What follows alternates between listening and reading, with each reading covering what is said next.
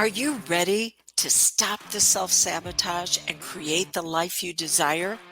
Well, in order for that to happen, you need to break free from the bad beliefs that are holding your success hostage. You need to optimize the stress by turning it into extra energy for success. And those hurtful habits? Well, we need to give that pain a purpose for progress. Welcome to Stop the Self-Sabotage and Create the Life You Desire podcast. How do you want me to treat you? Do you want me to treat you like you're a hot mess? Do you want me to think that, if you ever get through this challenge, it's going to take at least months, if not years. And even then, it'll always be a problem for you. Or do you want me to treat you like you have a passion for progress, that you've learned the life lesson and you're ready to move forward right now, starting today? Because here's the latest psychological studies that are coming out. They're saying that whatever I think of you, you will subconsciously dumb yourself down to those expectations. Say what? Oh my gosh. Welcome to your Magnificent Monday mindset, where today I'm going to be sharing with you how do you want me as well as others to treat you, what determines if you'll be a leader or a sheeple, when will you subconsciously dumb yourself down, and how to handle it when others in your environment are going to play the role of the victorious victim and you get triggered. By the way, who am I to share all of this with you? Dawn Ferguson. I'm a certified hypnotist. I'm also a certified instructor through the National Guild of Hypnotists. I train others to assist people this very same way, and I'm a rapid results coach. Woohoo, you don't really give a rat's behind about the initials behind my name. All of this means I know how to take you from where you are to where you want to be as quick as possible. And that goes back to our very first question. How do you want me to see you? Okay, so here's the latest in the psychological studies that have come out. Let's say that you're going to have a phone conversation with someone you've never met before, and not virtual where you can see them. It's the old-fashioned type, right? And you've been given a picture of what this person is going to look like before you ever get on the phone with them. And they look like a flippin' hot mess. We all know. We can get an image of our mind, in our mind, of what that is representative of. Okay. Without even realizing it, you are going to have a conversation with them. You're going to talk to them in a way that matches the internal image that you have of them. Ooh, not good. And you don't even realize you're doing it. It happens all subconsciously. Here's where it gets interesting. The person that you're talking to on the other end of the line will begin to dumb themselves down to match the image that you're holding of them. They recorded these conversations, and then they had a group of really smart people who listened to them and listened to the receiving end without knowing what questions were asked by the person who placed the telephone call, just the one that was being treated as if they were a problem child. And then they were asked to rate the intelligence, the progress, the expectations of that person. And surprise, surprise, they came up with the same level of hot mess that the person did who was initiating the conversation. It didn't matter how intelligent the person was on the other end of the phone line. They would dumb themselves down to the unspoken expectations of the person who was holding their image. which is the reason why I always say with my potential clients, I am going to hold the image that you have been conditioned and programmed to have a problem, but that's not who you really are. And that I'm going to assist you in revealing your potential and your power. And that's the image I'm going to hold of you until you prove to me that you want to stay a victorious victim. I'll get to that in just a moment. So what determines if others will treat you as a leader or sheeple? The image they have of you before they ever communicate with you. This has such far-reaching implications. My gosh, if I could tell every therapist out there, what image are you holding of this client? Because I'm going to hold an image of you that you're getting results same day. Because then you're going to respond to that. This doesn't have to take weeks or months or years. You can get results right away. But what happens when you subconsciously dumb yourself down? You know, if it all has to do with expectations. And when I have someone that does not meet my expectations the first time that I have a conversation with them, the old adage would be lower the bar. Nope, I'm going to raise it on you. Because evidently you're bored and I didn't ask you to do enough the first time. What about you? What about you whenever you're going after a dream, turning it into reality, an end result goal, and you don't make it? Are you like, oh, I guess I picked too hard? Or are you going, evidently it wasn't enough to get me passionate, to get me moving in progress? I need to raise the stakes on this. I will have conversations with people, no charge consult. And we've all been conditioned for what's known as the trauma triangle: victim, bully, hero. I'm nobody's hero. I can help you learn that you're your own hero. But if I've got somebody too ensconced in that victim mentality, I'll give them a set of instructions, something that they have to do. And then if they follow through on it, they can reach out to me.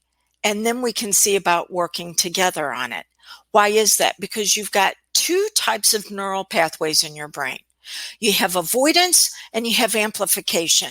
You have, I want to get away from pain. I want to move into progress. By the way, it's not positive thinking. Positive thinking says that everything is going to work out. I'm here to tell you, no, it's not.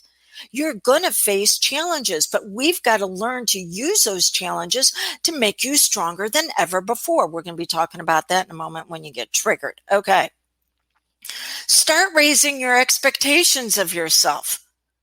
I'm going to raise them on you. I expect so much more out of you because I know you hold that potential, but your neural pathways have been programmed and conditioned based on what you went through in the past that was painful to try to get away from things.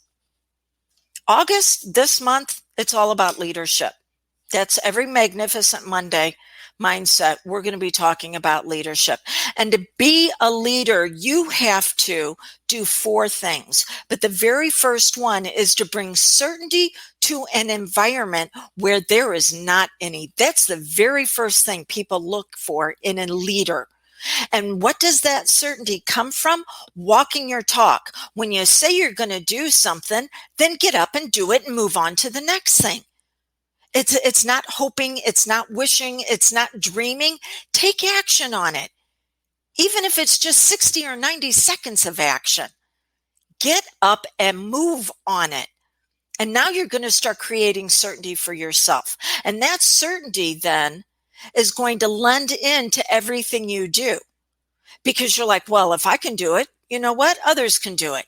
And you're going to start holding that internal image of others that are in your experience. And you're going to start seeing them as the leader they are, instead of holding the vision that they're a hot mess, because then you're treating them like that, and now they're dumbing themselves down to it. But then you're going to attract people in because they want what you have with that leadership. By the way, there's leadership, then after that, there's freedom. But you cannot create freedom for someone through choices until you create that certainty by raising the bar on your expectations and taking action on it. And then after that, there's going to be worthiness. And then after that, there's going to be validation. But it all starts with certainty, and it all starts with you. Okay. So when will you subconsciously dumb yourself down? When you're around others that expect less from you, and you have not proven to yourself that you can take consistent action. How long does that action have to be? 66 days for a new habit and pattern.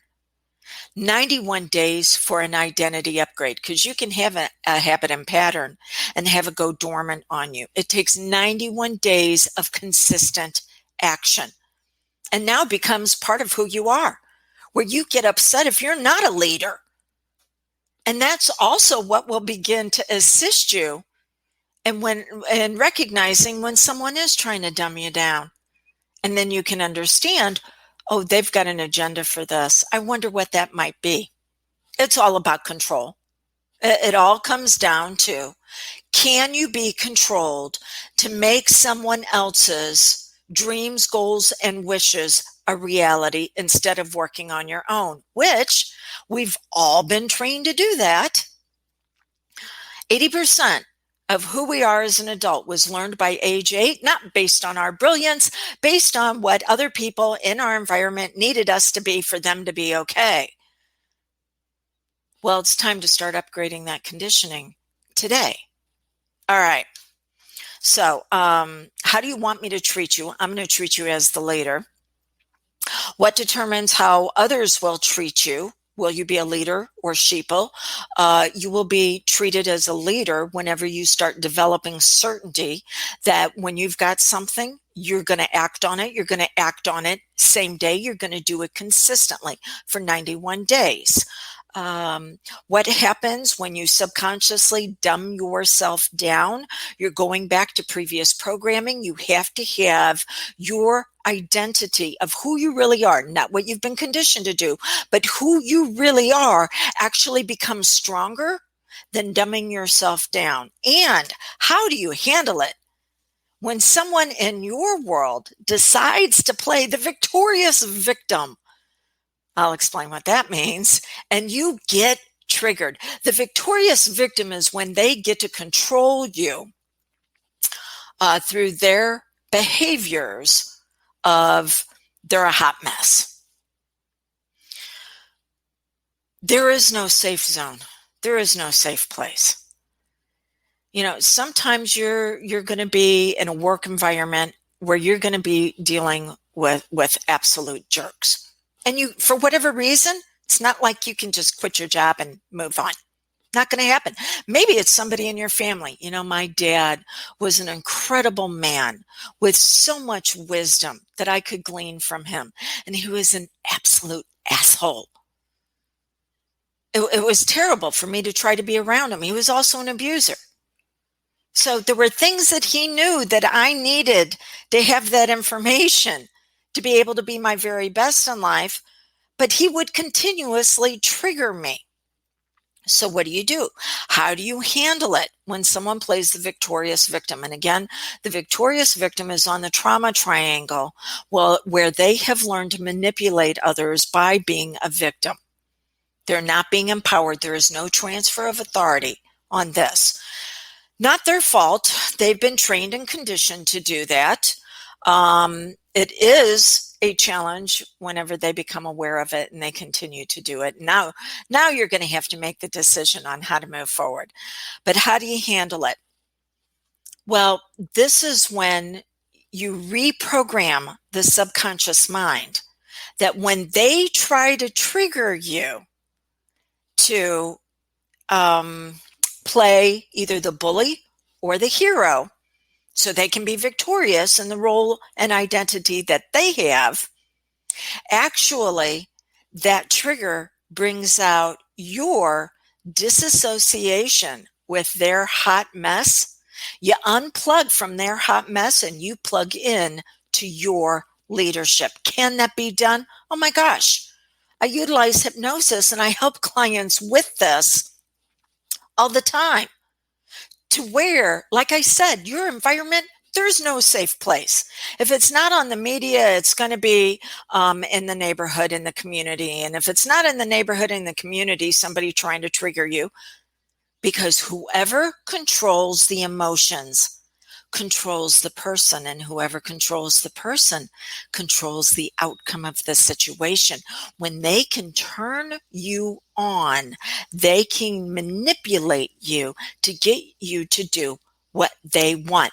This is not the role of a leader creating certainty. They just took away your worthiness, your validation, as well as your freedom of choices. You've got to create certainty for yourself, that you can be around these people and that they no longer trigger you that way. Instead, they flip the switch and they actually bring out more of your leadership capabilities. So you're disassociating from their hot mess, and instead you're plugging into your progress for leadership. But to do that, you're going to have to access the subconscious mind to make that happen.